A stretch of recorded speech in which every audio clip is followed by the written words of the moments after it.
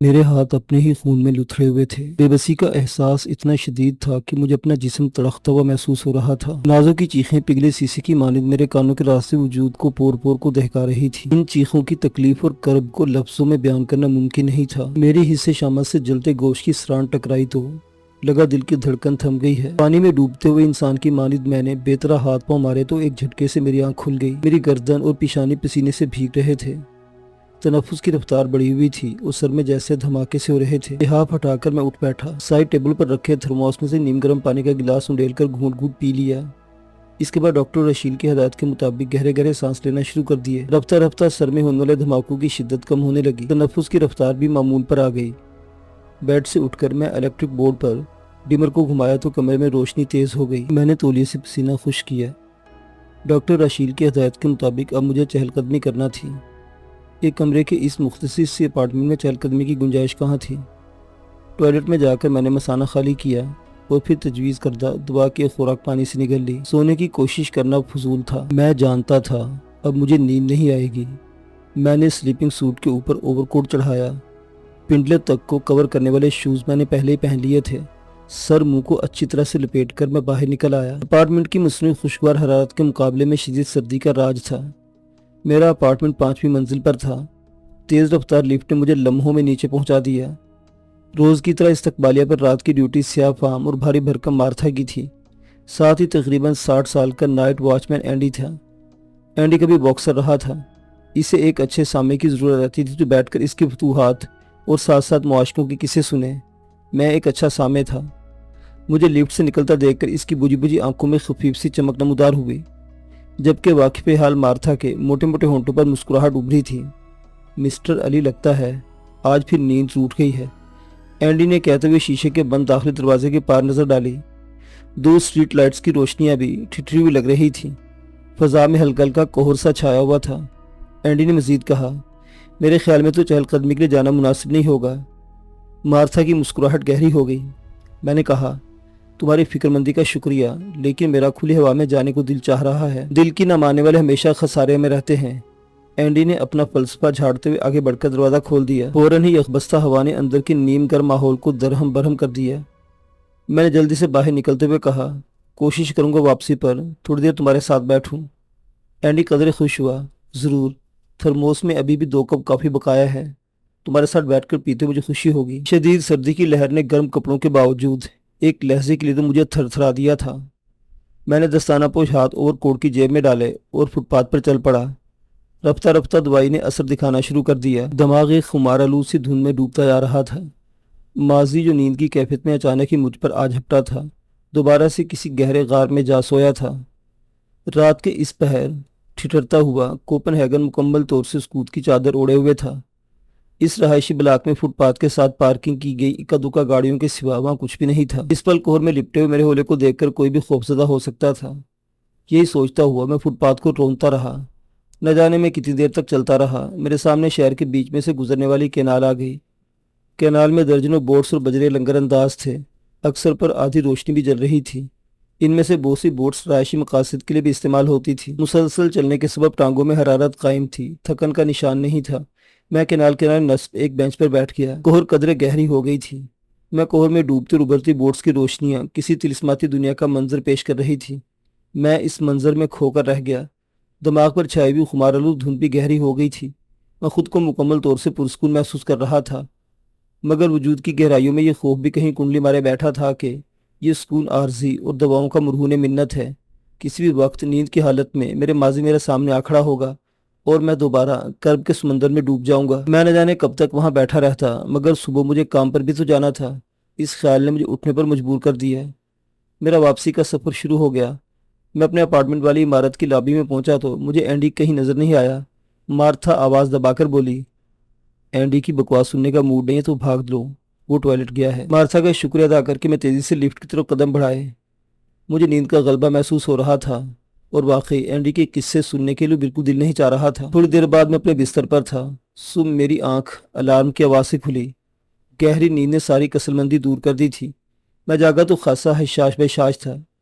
گرم پانی کے غسل نے رہی سے ہی کسر بھی دور کر دی۔ اپنے لیے ناشتہ مجھے خود ہی بنانا پڑتا تھا، کھانا میں باہر سے کھا لیتا تھا۔ पब्लिक ट्रांसपोर्ट के ज़रिए मैं अपने काम की जगह पहुंचा। ये एक स्पोर्ट्स कॉम्प्लेक्स था जिसके अंदर एक जदीद किस्म का जिम भी था। इस जिम की मशीनों की देखभाल की जिम्मेदारी मेरी थी और ये खासी अहम जिम्मेदारी थी।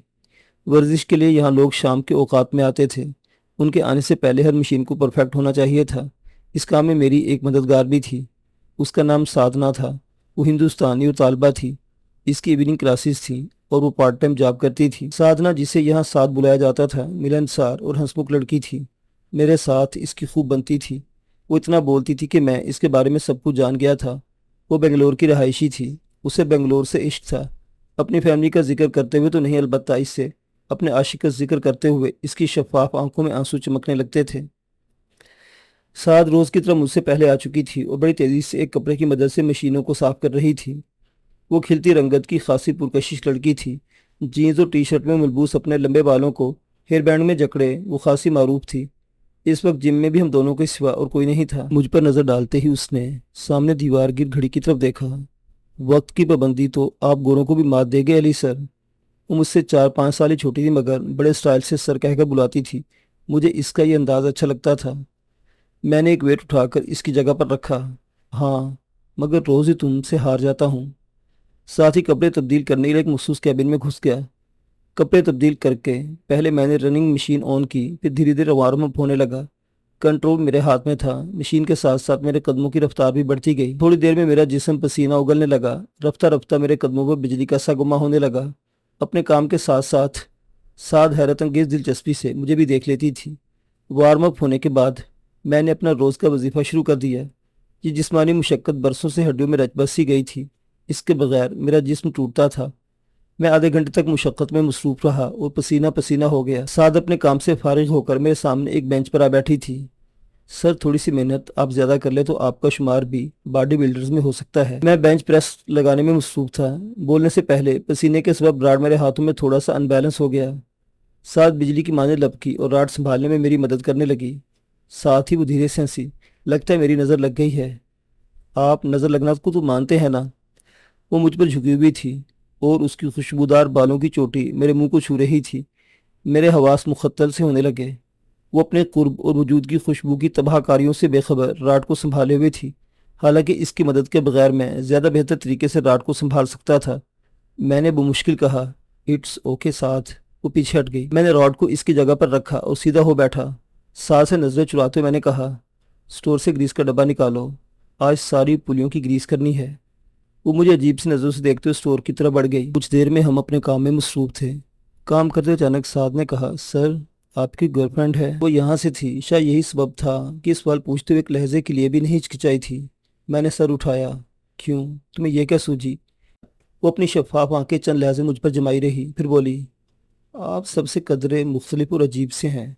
क्यों, मेरे सर पर सींग है या कहीं तुमने मेरी दुम देख ली है? वो रस्म भी नहीं मुस्कुराई। खोए खोए से लहजे में बोली, ये तो मैंने बहुत सी जगहों पर काम किया है। मर्द वजह बेवजह मुझे छूने की कोशिश करते हैं।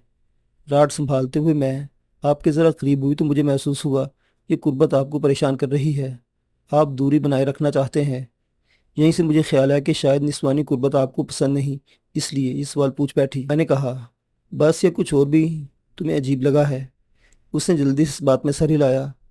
आपके साथ मुझे 3 माह हो गए हैं, मगर मैं आपके बारे में सिर्फ इतना जानती हूँ, आपका ताल्लुक पाकिस्तान से है। इसके अलावा कभी आपने अपने बारे में कुछ नहीं बताया। ऐसा लगता है जैसे आप खुद को छुपाते हैं। जैसे जैसे वो एक लम्हे की लटकी। जैसे आप कोई रुपोश मुजरिम हो, कोई पुरस्कार हस्ती। इन अल्फाज के लिए मुमाजत खा हूँ। शायद मैं बेहतर अल्फाज पेश नहीं कर सकती। मैंने हंसने की कोशिश की। तुम डेनमार्क से मुझे निकलवाओगी लड़की? ऐसा कुछ नहीं है जो छुपाने वाला हो। मेरा पाकिस्तान में कुछ बचा ही नहीं था, इसलिए यहाँ चला आया। बचा नहीं था से क्या मुराद है सर? मेरे सामने अब यूनिवर्सिटी की एक ज़हीन तालबा थी। मैंने गहरा सांस लेकर कहा, मुख्तसर बता रहा हूँ, सवालात न करना। उसने जल्दी से इस बात में सर हिलाकर अपनी रजामंदी दी। मैंने कहा, मुझे अफगान पनाह गुज़ीनों के कैंप से एक जोड़े ने अडॉप्ट किया था। दोनों ही उम्र रसीदा थे। मुझे अपने बच्चे से बढ़कर लाड प्यार से पाला था उन्होंने। एक एक करके दोनों गुजर गए। उनके पास जो कुछ था वो मुझे दे गए।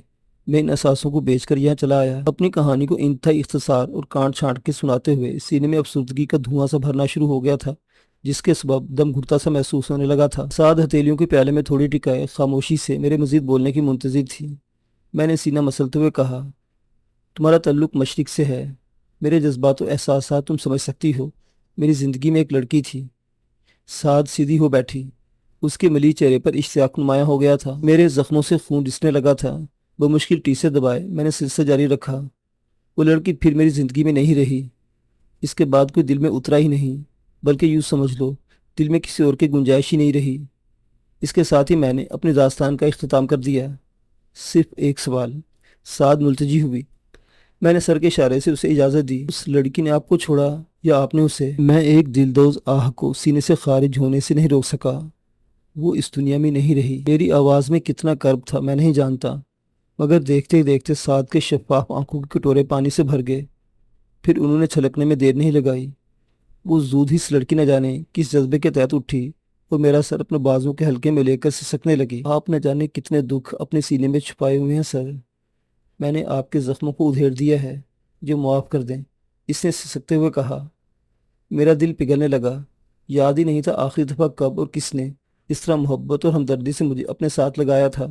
دل چاہا میں بھی رو دوں، کوشش بھی کی، مگر وجود میں بھی صحرا بسا تھا، شاید اس نے سارا پانی چوس لیا تھا۔ میں نے ہاتھ اٹھا کر اس کا سر تھپکا۔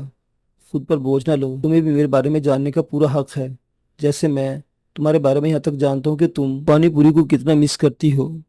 گبیل کی دال پات کا ذائقہ تمہاری زبان سے نہیں جاتا۔ اور سعد نے میرے منہ پر ہاتھ رکھ دیا، بھیگی آنکھوں سے مسکراتی وہ بہت اچھی لگی۔ بس کرے سر، یہ نہ ہو میں ان چٹخانوں کی خاطر پڑھائی ادھوری چھوڑ کر بھاگ جاؤں۔ اس نے میرے قریب بیٹھ کر میرے کندھے پر سر رکھ دیا اور اپنا سارا گداز مجھ پر منتقل کر دیا تھا۔ مجھے دوبارہ خطرے کی بو آنے لگی۔ محبت اکثر ایسے ہمدردی کی زبان پر پھلتی پھولتی تھی، مگر اس کا دل توڑنا بھی تو میرے بس میں نہیں تھا، اس لیے میں نے اسے دور نہیں ہٹایا۔ وہ ہنوز سابقہ موڈ میں تھی، بولی، سر آپ اتنے ہینڈسم ہیں، بلکہ پنجابی کے گبرو جوان ہیں۔ سچ بتائیں کہ اس لڑکی نے آپ کی زندگی میں آنے کی کوشش نہیں کی؟ اس کے بڑھتے قدم روکنے کے لیے اب تھوڑی سختی ضروری تھی۔ تمہارے سوالات بڑھتے جا رہے ہیں پیاری لڑکی، اور کام ابھی باقی ہے۔ سفید سور کی ڈانٹ میری طرح تمہیں بھی سخت ناپسند ہے، اس لیے کام پر لگ جاؤ۔ میں نے ایک دفعہ پھر اس کا سر تھپکا۔ سعد کا چہرہ بجھ سا گیا۔ ایک ٹھنڈی سانس لے کر اس نے میرے کندھے سے سر اٹھایا۔ ہم دوبارہ سے کام میں مشغول ہو گئے۔ سعد کی ڈیوٹی کے اوقات 4 گھنٹے تھے۔ اس کے جانے کا ٹائم ہو گیا تھا۔ اس نے کیبن میں جا کر کپڑے تبدیل کر لیے تھے۔ وہ بھاری بھرکم اور گرم لباس میں تھی، ہاتھ میں چھتری بھی تھی۔ کوپن ہیگن میں ہر دوسرے روز بارش یا برف باری ہوتی تھی۔ یہاں بسنے والے ہر وقت اپنے ساتھ چھتری ضرور رکھتے تھے۔ رجسٹر پر اپنے اخراج کا ٹائم وغیرہ لکھ کر وہ دوبارہ سے میرے پاس آئی۔ یہ گورے ہمارے بارے میں صحیح کہتے ہیں، ہم مشرقی واقعی عجیب ہوتے ہیں۔ میں نے ہنسی میں بات اڑائی، تم تو مجھے کہیں سے عجیب نظر نہیں آتی۔ وہ مجھے عجیب سے نظروں سے دیکھتے ہوئے رخصت ہو گئی۔ میں جانتا تھا وہ کیا کہہ گئی تھی۔ بزبان خاموشی اس نے کہا تھا، ایک جوان اور بھرپور لڑکی سراپا آمادہ تھی، مگر تم اس سے کوسوں دور رہے مشرقی۔ کوپن ہیگن جیسا آزاد خیال ترین شہر بھی تمہارا کچھ نہیں بگاڑ سکا۔ کتنے عجیب ہو تم۔ میں کام میں مصروف ہو گیا۔ مصروفیت میرے لیے فرار کا سب سے اچھا ذریعہ تھی۔ پہلے ایک ٹرینر آیا، پھر دوسرا، بلکہ دوسری۔ یہ ایک بے حد متناسب جسم کی مالک 40 سے اوپر کی ڈچ خاتون تھی۔ میرے ساتھ ہیلو ہائے کئی کے تبادلے کے بعد وہ دونوں بھی اپنی معمول کی کثرت میں مصروف ہو گئے۔ ایک پلی کو گریس دینے کے بعد مسلسل حرکت دے کر اسے روا کرنے میں مصروف تھا۔ میرے پہلو میں پہاڑ جیسے جسم کا مالک ٹرینر اوبرائے کسرت کرنے میں مصروف تھا۔ 60 کلو کے انتہائی ویٹ کے ساتھ وہ شولڈر کی گیم لگا رہا تھا۔ بینچ پر لیٹے وہ دونوں ہاتھوں سے تھامے بدن کو کھڑے بازوں کے ساتھ سینے تک لاتا اور پھر انتہائی پیچھے تک لے جاتا۔ یہ خطرناک سیٹ وہ بڑی مشاقی سے لگا رہا تھا۔ میری توجہ اس کی طرف تھی۔ اس کی حوصلہ افزائی کے لیے کبھی کبھار کوئی فقرہ بھی بول دیتا تھا۔ اس کے بازو میں تھکن اتر آئی، مگر وہ بدستور مصروف تھا۔ میں نے اکثر اس سے اپنے زیر تربیت زن و مرد کو کہتے سنا تھا، جب تمہارا ورزش کرنے والا عضو تھکن سے چور ہو چکا ہو، اس پر لگائے دو۔ 3 ریمپس جتنا فائدہ دیتے ہیں اتنی تمہاری پوری ورزش بھی نہیں دیتی۔ اوبرا یقیناً اس وقت اپنے ہی مقولے پر عمل پیرا تھا، جبکہ میرے خیال میں ابھی سے رک جانا چاہیے تھا۔ پھر اچانک وہی ہوا جس کا مجھے خدشہ تھا۔ سینے کے عین اوپر تھکن کے باعث اوبرا کے ہاتھوں کی گرفت کمزور ہوئی اور 60 کلو وزن نیچے سے اس کی سینے کی طرف آیا۔ میری ٹانگ برق رفتاری کی مانند حرکت میں آئی اور سیکنڈ کے 1000ویں حصے میں میرے پاؤں نے وزن کو ضرب لگا کر اوبرائے سے دور پھینک دیا۔ میری ٹانگ اور ٹرینر تھریسا کی ہجانی چیخ کا وقت ایک ہی تھا۔ اس نے بھی یہ منظر دیکھا تھا۔ چیخ کی گونج ابھی باقی تھی۔ اوبرائے دم بخود بینچ پر لیٹا ہوا تھا۔ اسے یقین نہیں آ رہا تھا کہ وہ کم از کم پسلیاں توڑوانے سے محفوظ رہا ہے۔ پھر اوبرائے اٹھ بیٹھا۔ اس کے چہرے کے عضلات پھڑک رہے تھے۔ وہ انتہائی حیرت سے میری طرف دیکھ رہا تھا۔ تھریسا بھی دوڑ کر قریب آ گئی تھی۔ یہ تم نے کس طرح کر لیا؟ اوبرائے نے بے حد حیرت سے پوچھا تھا۔ تھریسا بھی حیران نظروں سے مجھے دیکھے جا رہی تھی۔ میں نے کہا میں پہلے ہی چوکس تھا۔ تمہاری تھکن مجھے محسوس ہو رہی تھی۔ تحیر کی جگہ احسان مندی نے لے لی۔ اس نے کھڑے ہو کر مجھے اپنے شہتی جیسے بازوؤں کے گھیرے میں لے لیا۔ تمہاری پھرتی انتہائی حیرت انگیز تھی علی۔ تم نے میری جان بچائی ہے۔ جذبات کے سبب اس کی آواز رون سی گئی۔ میری پسلیں ٹوٹ جانا تو یقینی تھا، اور یہ ٹوٹی پسلیاں کسی اندرونی اعضاء کو بھی چھید سکتی تھیں۔ تمہارا بہت شکریہ۔ میں نے اس کی پیٹھ تھپکی۔ شکریہ کی ضرورت نہیں، سارا عمل دخل تمہاری خوش قسمتی کا ہے، میں تو صرف وسیلہ بنا ہوں۔ وہ مجھ سے علیحدہ ہوا تو تھریسا اس سے لپٹ گئی۔ میری جان، میں تو ڈر ہی گئی تھی۔ ایک لہجے کی لگا میں نے تمہیں کھو دیا۔ اس کے بعد چند لمحوں کے لیے وہ ایک دوسرے میں کھو گئے۔ میں ان دونوں کے تعلقات سے آگاہ تھا۔ بعد میں تھریسا نے مجھے گلے سے لگایا۔ تم ایک حیرت انگیز نوجوان ہو۔ اتنی پھرتی تو صرف بلیوں اور تیندوں میں دیکھنے میں آتی ہے۔ میں نے خود کو تھریسا کے گھیرے سے نکالا۔ بنا شادی کے تعلقات بنانا اس کا پسندیدہ ترین مشغلہ تھا۔ بوائے فرینڈ کے سامنے ہی کئی دفعہ وہ میرے ساتھ حد سے تجاوز کرنے کی کوشش کر چکی تھی۔ مزے کی بات تھی کہ اوبرائے کو بھی شاید اس بات پر اعتراض نہیں تھا۔ خود اس کے دو تین ورزش کھلانے والے خواتین سے تعلقات تھے۔ یہ معاشرہ آزاد خیالی کی انتہا کو چھو کر اب حیوانیت کی حدوں تک پہنچ رہا تھا۔ اوبرائے نے میرے کندھوں پر ہاتھ رکھا۔ میرا تجربہ ہے تم خود کو چھپاتے ہو۔ یہ خاموش اور لگے چھپے لوگ اندر سے بہت گہرے ہوتے ہیں۔ وہ مجھے گہری نظروں سے دیکھ رہا تھا۔ میں نے اس کی بات کو ہنسی میں اڑا دیا، مگر اندر سے چونک گیا۔ میرا برتاؤ شاید غیر قدرتی تھا۔ میرے قریب آنے والے لوگ اکثر ہی اوبرائے سے ملتے جلتے خیالات کا اظہار کرتے تھے۔ میں نے جس برق رفتاری سے وزن کو ضرب لگائی تھی، کوئی اور ہوتا تو اس کا بھرپور کریڈٹ لیتا، ڈینگے مارتا اور خود کو کنگ کمانڈو ٹائپ کی چیز بتاتا، جبکہ میں نے انکساری کا مظاہرہ کیا تھا۔ اسے محض اتفاق اور اوبرائے کی خوش قسمتی گردانا تھا۔ شاید یہی فطری برتاؤ تھا جو لوگوں کو چونکنے پر مجبور کر دیتا تھا۔ مجھے ڈاکٹر راشیل کے الفاظ یاد آئے، مسٹر علی، میں محسوس کرتا ہوں کہ تمہیں خود سے چھپائے رکھنے کی عادت ہے۔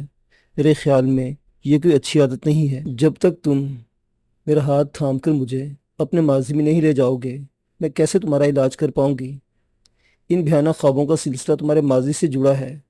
نیند گہری ہوتے ہی تحت شعور میں جو کچھ دبا ہے وہ پوری قوت سے سامنے آ کر تمہیں ڈسٹرب کرتا ہے۔ جو گرے تم نے لگا رکھی ہیں، انہیں کھولنے دو گے تو علاج آگے بڑھے گا، نہیں تم آئندہ مسکن ادویات تجویز نہیں کروں گی۔ مجھے لگ رہا تھا کہ نیند میں مدد دینے والی ادویات کا دروازہ مجھ پر بند ہو گیا تھا۔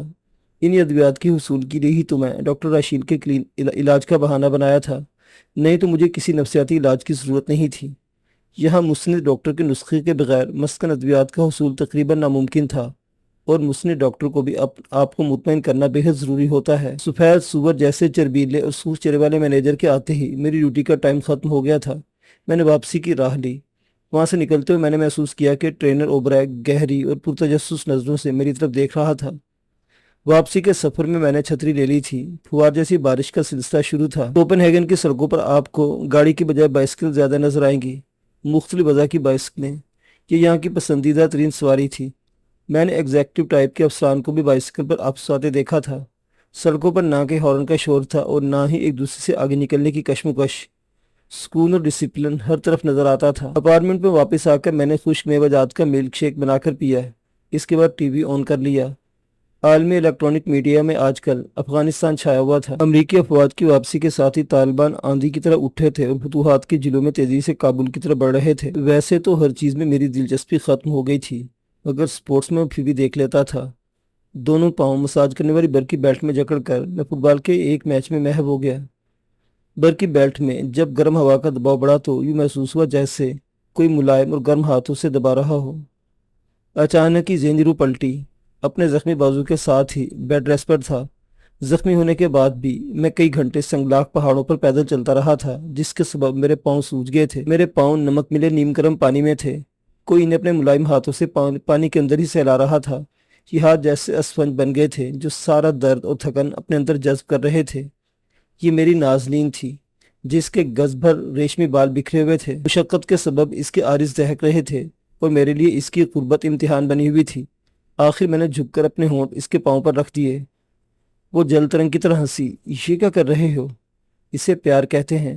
میری آواز میں خمار اترا ہوا تھا۔ نازنین، جسے میں اور قریبی لوگ نازو کہتے تھے، اس نے میرے گھٹنے پر سر رکھ دیا۔ میں سیدھا ہو بیٹھا۔ میری انگلی اس کے بالوں میں سرسرانے لگی۔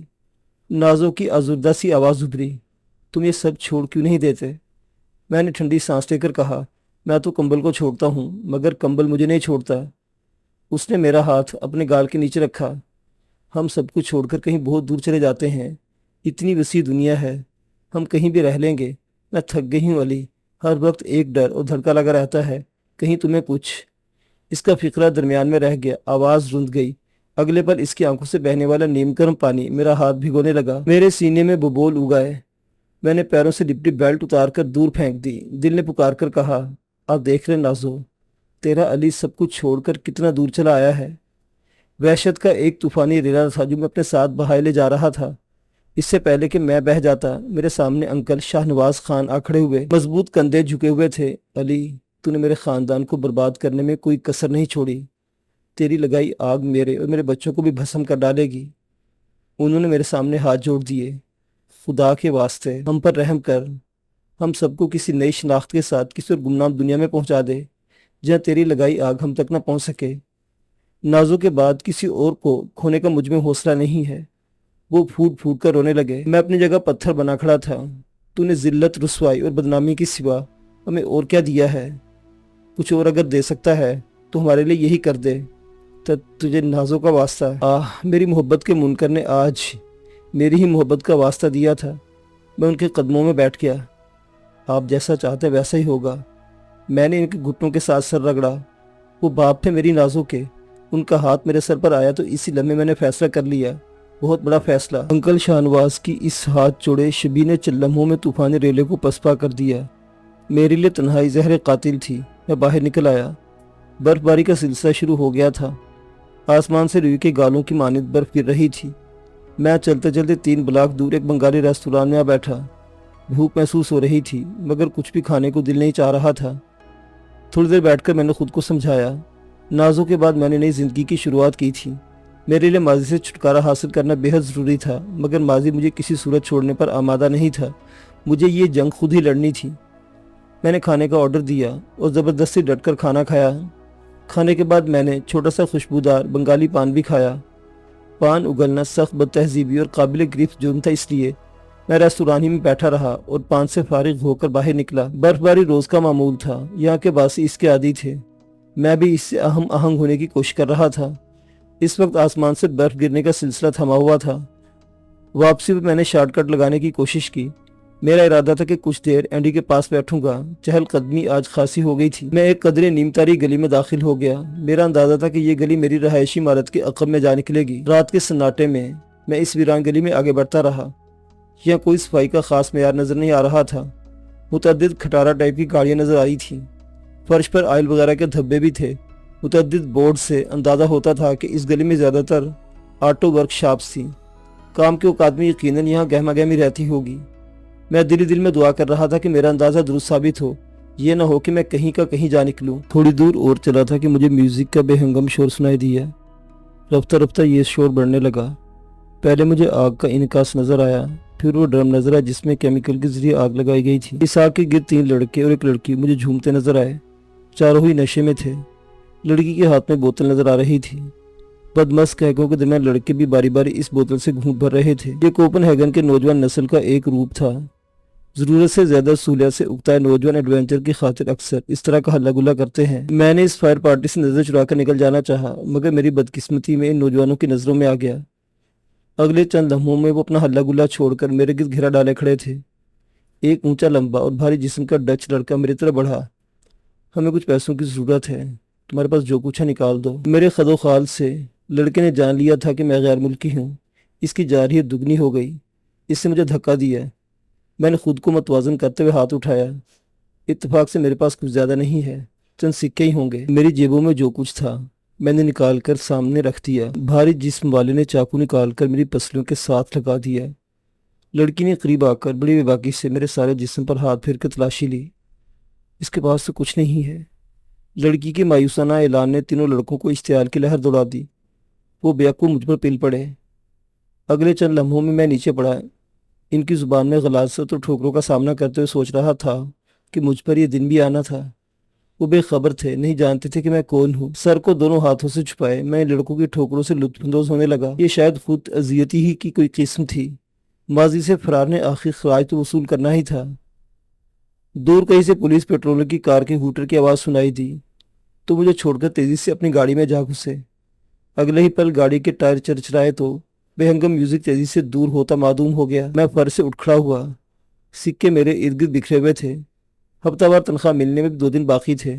मैंने कुछ पैसे एंडी को उधार दे दिए थे, वरना वो आज मुझसे छीन जाते। मैंने सिक्के समेट कर जेब में डाल लिए। फिलहाल वही मेरा कुल असासा थे। पसलियों और कंधों के आसपास टीसें उठ रही थी, मगर इनकी मुझे परवाह नहीं थी। अलबत्ता ये देखकर मुझे मलाल हुआ कि मेरे ओवरकोट की आस्तीन फर्श के आयल से आलूदा हो गई थी। मैंने अपनी राह ली। शुक्र है मेरा अंदाज़ा दुरुस्त निकला था। थोड़ी देर में मैं एंडी के पास बैठा कॉफ़ी के सिप लेते हुए इसके माजी के किस्से सुन रहा था। दरमियान में कभी मार्था भी शरारती सी मुस्कुराहट के साथ टांग अड़ा देती थी। तुम भूल रहे हो, पिछली दफ़ा तुमने ये वाकया किसी और तरह से सुनाया था। जवाब में एंडी से घूर कर रह जाता। मैं और मार्था एक दूसरे की तरफ देखकर मुस्कुरा देते थे।